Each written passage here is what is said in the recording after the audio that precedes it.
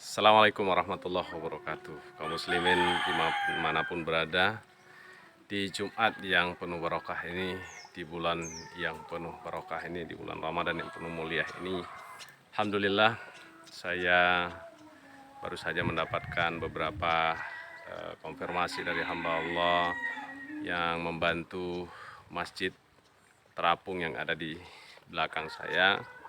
Ada yang menginformasikan dari Jakarta sebesar 6 juta rupiah.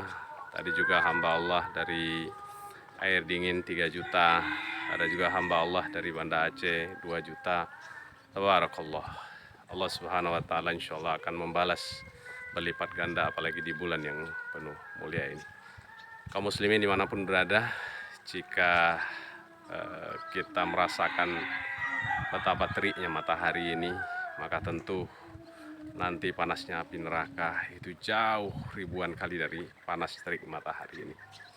Tidak ada yang bisa membantu kita nanti di yaumil mahsyar kecuali amal-amal soleh kita.